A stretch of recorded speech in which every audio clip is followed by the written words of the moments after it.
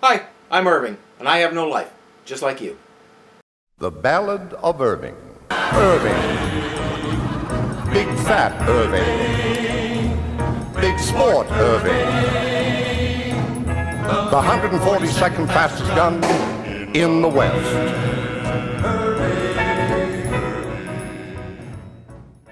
A while back, somebody in my household bought the Orange Box package for the Xbox 360, mainly to play Portal.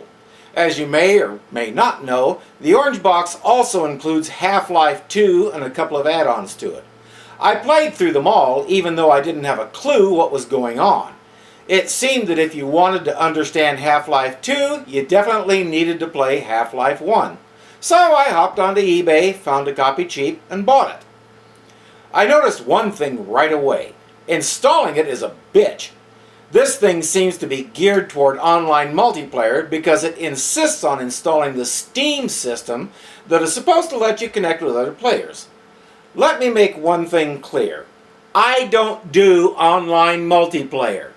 The most I do is split-screen co-op. I know that's blasphemy to some people, and that's your problem, not mine. I just don't care for the whole online thing, especially if I have to pay for it. In general, when I'm playing a game, my goal is to get away from other people, not be surrounded by them in weird settings. So requiring me to create an online account, sign in every time I want to play, and all the rest is just a nuisance. Of course, it's even worse if your internet connection is down or a little flaky, because even if you're only doing single player and not doing anything online, the stupid game won't start unless you're connected to that Steam server. What the hell, people? I just want to play the game, single player mode, set it up on my computer, crank it up, and go. I don't want your online crap. I just want to... This is unbelievable.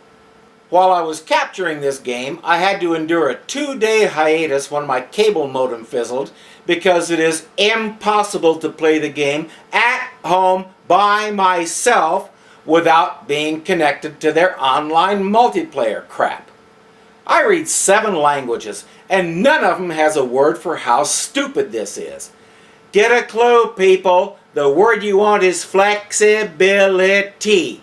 Get to know it. Now! I really came within inches of giving up and just not bothering. In the end, though, I decided to endure the nonsense for the sake of reviewing the series. I'm still trying to decide if that was brave, ignorant, or masochistic. Still, after putting up with all the installation glitches and everything else, I thought maybe the game will be worth it. So let's get started. Moving around in your HEV suit can be slightly disorienting at first. Take a moment to familiarize yourself with basic movement, and soon it will fit you like a second skin. I will see you just around the corner. So here's the tutorial.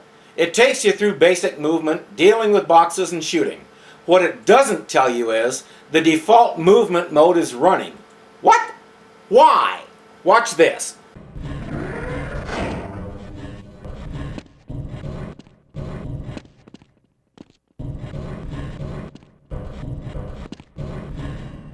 It doesn't tell you that you have to hold a particular key to slow to a walk.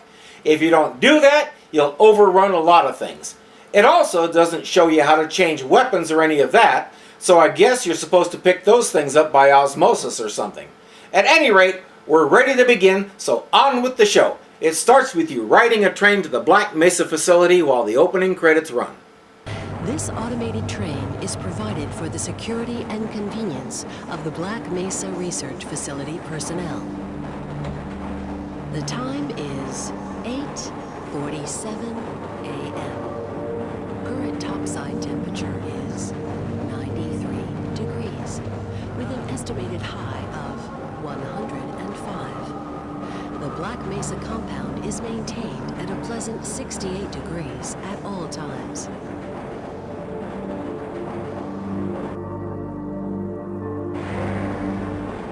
This train is inbound from Level 3 dormitories to Sector C test labs and control facilities. If your intended destination is a high security area beyond Sector C, You will need to return to the Central Transit Hub in Area 9 and board a high security train. Okay, is it just me, or does it seem like this ride is going on kind of long?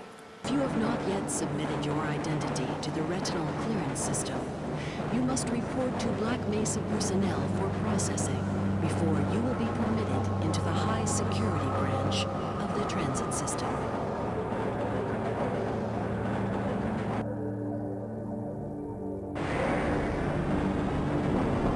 Due to the high toxicity of material routinely handled in the Black Mesa compound, no smoking, eating, or drinking are permitted within the Black Mesa transit system. Please keep your limbs inside the train at all times. Do not attempt to open the doors until the train has come to a complete halt at the station platform. In the event of an emergency, passengers are to remain seated and await further instruction. If it is necessary to exit the train, disabled personnel should be evacuated first. Please stay away from electrified rails and proceed to an emergency station until assistance arrives.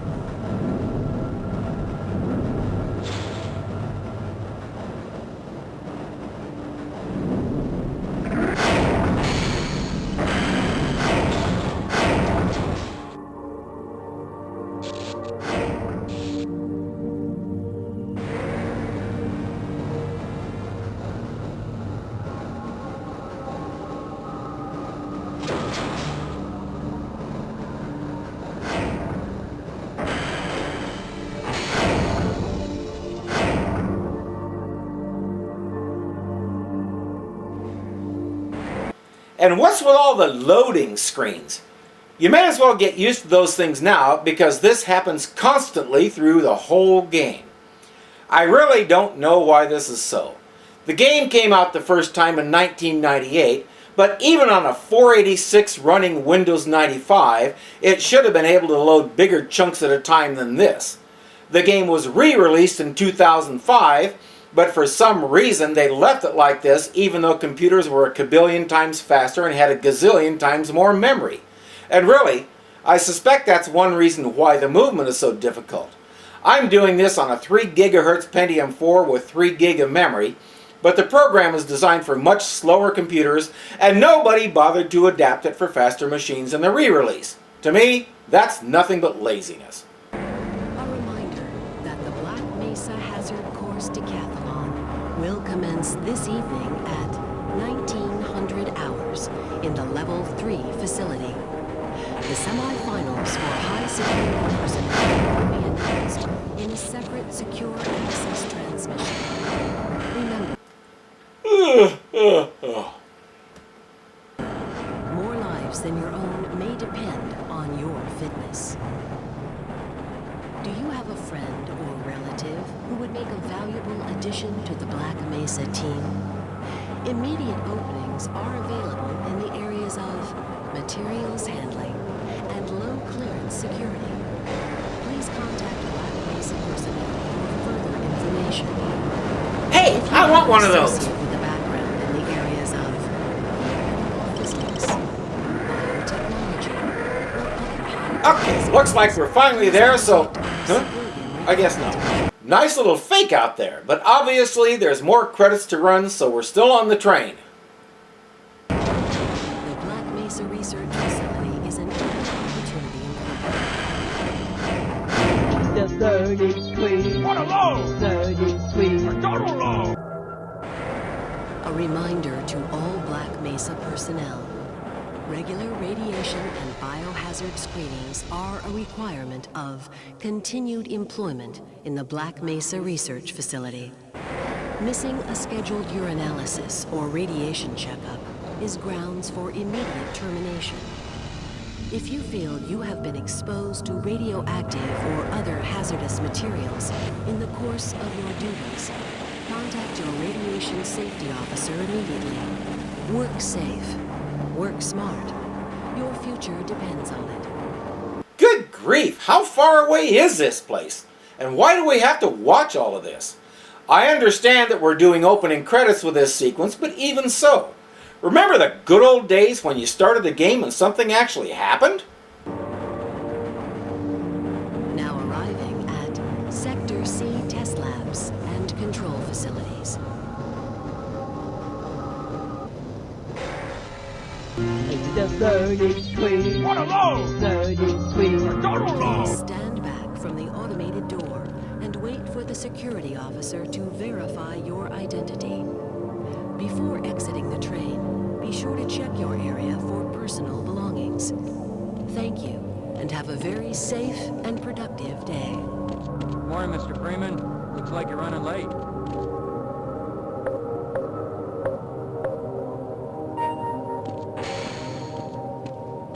Finally!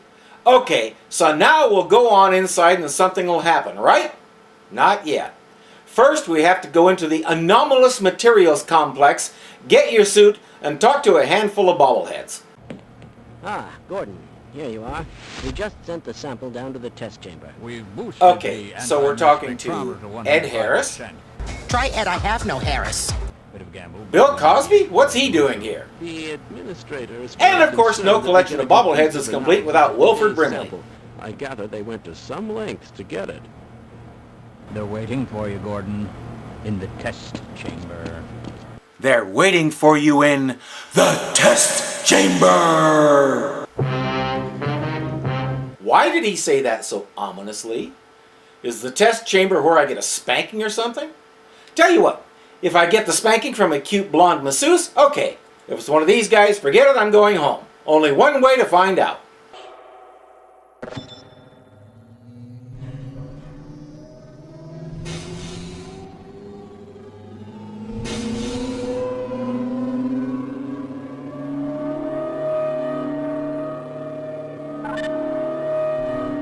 Very good.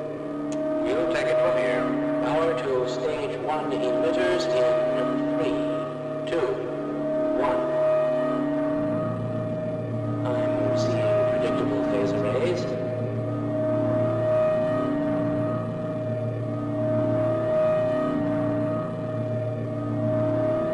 Stage 2 emitters activating now. Gordon, we cannot predict how long the system can operate at this level, nor how long the breathing will take. Please, work as quickly as you can. Overhead capacitors to 1.5%. It's probably not a problem. Probably, but I'm showing a small discrepancy in... Well, no, it's well within acceptable bounds again. Sustaining sequence. I've just been informed that the sample is ready, Gordon. It should be coming up to you any moment now. Look to the delivery system for your specimen. Okay, they're calling this thing an anti-mass spectrometer. What does it do? Good question. Apparently it analyzes samples of some kind. So your sample is down there in that cart. Where is the button to move it into the beam while you stay safely up here at the controls? That's it. Go ahead. You've got to be kidding me. We have no idea what this sample is. That thing is crackling like a zillion volt live wire, and you're supposed to go down there and manually push it into the beam. I'd ask just how stupid these people are, but I don't really think I want to know. They've told you that testing this sample could cause a resonance cascade. What's that? Another good question. I gather it's bad, but we're never told just what it is or why it's bad. We are now a full 30 minutes into the game, and nothing has happened! Finally, something actually happens. The test goes horribly wrong. Gee, who would have expected that? We had a substance that's described like this. This is a rare opportunity for us. This is the purest sample we've seen yet. And, potentially, the most unstable. And all we did was take that unknown substance and shove a lightning bolt up its metaphorical butt. What could possibly go wrong?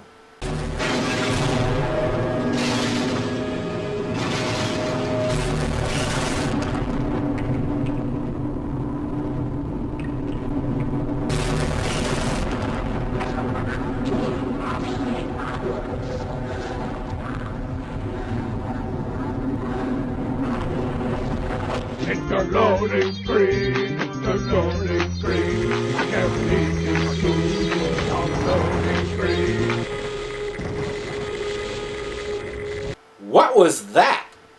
It's like he got transported to another planet, then back, but then something from there is... But now we're back in the... But we have to get out before... Oh no, I've gone cross-eyed. Whatever it was, now you're supposed to get out of there. Time to move. Running! So you're making your way through the place, solving puzzles to get to the next area that you have to get through, so you can solve another puzzle to get to the next area that you have to get through. Lather, rinse, repeat. This game has one real redeeming feature. You can save anytime you want, as many times as you want. Because it gets so god-awfully long and repetitive, and because the controls are so bad you can expect to die a lot, I recommend that you save early and save often. You won't be sorry. Another thing the game doesn't tell you is, when you do die, it will sit there on the death screen until you click or hit a key. It won't respawn you automatically. Why? I have no clue, but it's a nuisance. One of many, sad to say. The tutorial showed you how to climb ladders, but it didn't tell you how to get off one when you get to the top. Obviously, it's not as easy as just hitting a key.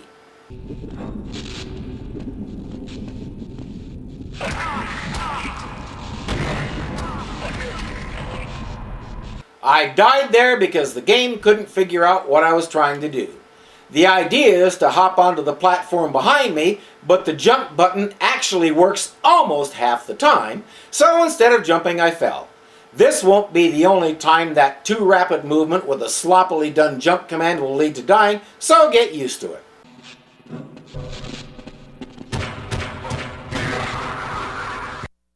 That time I made the jump, but because the movement controls are so wonky, the character didn't stop when I released the movement button, so he walked right off that empty space on the platform. At the top, you meet this guy and these things.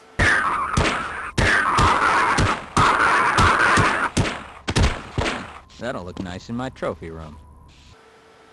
I do not want to know. To make matters worse, the ridiculous running pace doesn't even change when you're swimming, which of course means it's absurdly easy to overshoot your goal. Since your oxygen is limited, that is not a good thing.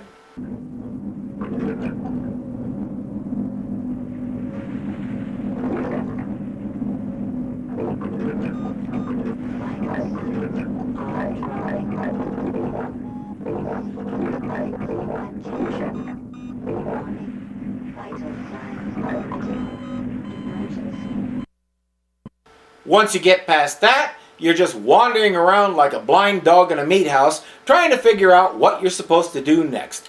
The overall goal, at least for the moment, is to get to the surface. You wander around with various security guards and stuff, picking up more weapons along the way. Meanwhile, enemy aliens are literally materializing out of nowhere. So if you clear out a room, turn away for half a second, and then turn back to find 3 or 4 more monsters coming at you, you can't cry foul. Basically, the game players are giving a huge middle finger to the player, saying, "We can do whatever we want and you can't accuse us of not playing fair. Yeah!" You meet more bobbleheads too, like this one. Gordon, if I'd known it was you, I'd have let you in. Everyone's heading for the surface. But I think they're crazy, not to say put. Someone is bound to... Hey, that's Wilford Brimley from before, but we left him down below. What the... They're cloning silly looking humans! Get it! Get it! Seriously, getting to kill various kinds of aliens is about the only redeeming quality in this game. The movement is choppy, and that default running is a pain in the butt. You get to this place where you're supposed to jump across a series of boxes hanging from the ceiling. Here's what happened the first time I tried to do this.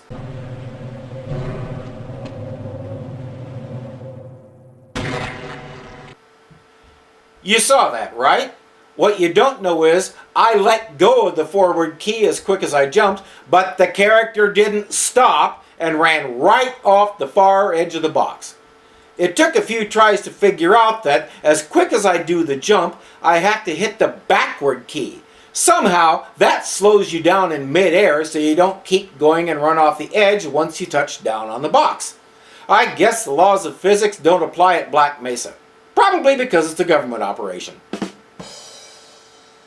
For the next couple of hours, you just keep doing this same stuff.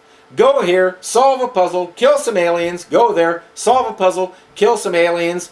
Then the government sends some soldiers in, but their job is to kill you rather than rescue you because the government doesn't want word of this mess to get out. So you fight both aliens and soldiers. Oh, excuse me. This game was wildly popular, and in a lot of circles it still is. And for the life of me, I can't figure out why. Perhaps the dullest of the levels is called On a Rail. The worst part about it is, it goes on forever and ever, amen. Ride the stupid train, hop off, kill some aliens or soldiers or both, get back on the train. There's a little bit of puzzle aspect to this because sometimes you have to shoot these rail switch things to get the train going the right way. But there's less than a handful of those, and other than that, the only occasional puzzle is where to find a handle that opens a gate. Aside from that, you can expect to spend a lot of time doing this.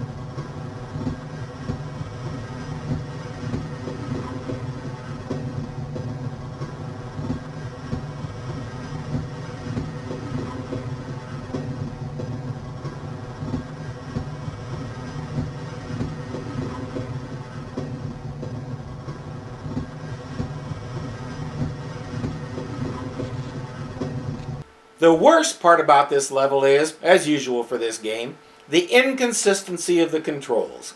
With the stupid run speed being the default, coupled with a jump command that works when it damn well feels like it, it's hard enough just to get on the stupid thing without overrunning it or bashing your nose on it. But then you have to hit your action key to bring up the control, then use your forward and backward keys to make it move. So when you bring up the control, what happens if you hit your left or right key by mistake? Well, that depends on if the program is PMSing or not, because sometimes it'll adjust your speed and sometimes it'll make the control disappear and you'll start running around the train cart like an idiot. It's absurd. The worst part, though, is that this goes on so long you forget why you're riding this stupid thing. Some kind of satellite delivery rocket. I don't know where it is exactly, and the old guy was so worried about getting out of here alive, he didn't tell me.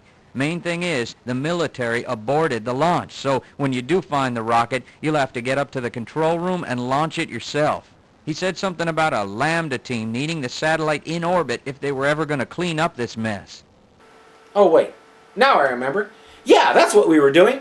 We're supposed to launch a rocket of some kind for the Lambda guys, whoever the hell they are and why ever the hell we care, so it'll fix this whole mess, make the aliens go away, make our poo smell pretty, and achieve world peace. World peace. World peace. World peace. World peace. World peace. But apparently we're in some big city somewhere, and the rocket is so far out past BFE that there's not even a name for it. So on we go, inconsistency and all. Speaking of inconsistency, here's a nice one for you. I'm riding this train and I come up to this place where I'm probably supposed to change trains by the looks of things. Hey, what's that? That guy stole our next train! Well, I'll get another chance, because if I keep my train going straight on this track, there's a guy around the corner with a plunger that sets off a ton of explosives mounted on the wall that squash me into a handsome little cube. You get the idea. So the next time, I decided to be sneaky. I stopped my train before I reached that area and snuck around the corner. Hopefully I could catch this guy by surprise, take him out and have the car so I don't have to walk the rest of the way while avoiding that stupid electrical rail that takes my health down. So here goes.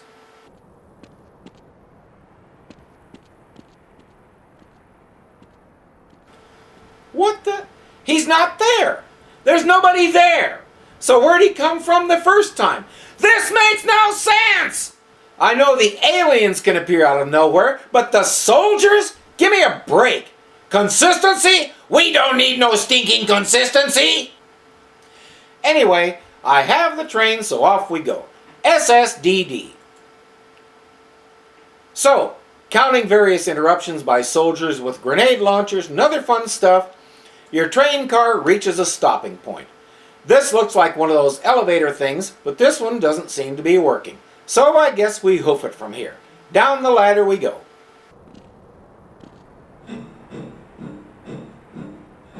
It's a loading screen, it's a loading screen. A laser beam. And I hear some critters in that room. I know how to take care of them. And look at this. Turrets all over the place. Good thing I didn't trip that laser beam. So you start walking down this track because obviously the lift isn't working and there's no other cars in sight. You get around a corner and run into this.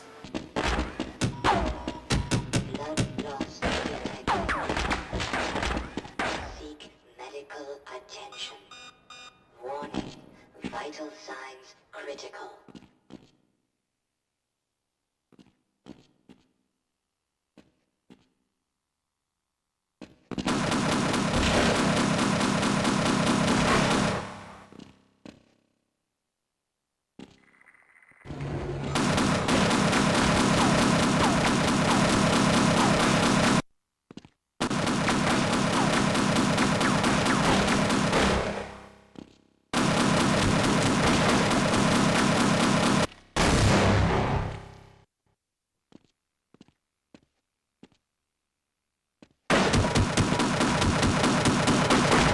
I finally managed to take it out with a rifle grenade, but it was sheer dumb luck.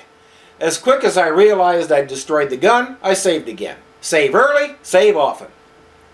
So you make your way through some corridors and who knows what else, and you finally get to the room with the launch button. You hit it, blast shields come down, the place shakes madly, and the rocket takes off. That was your big mission.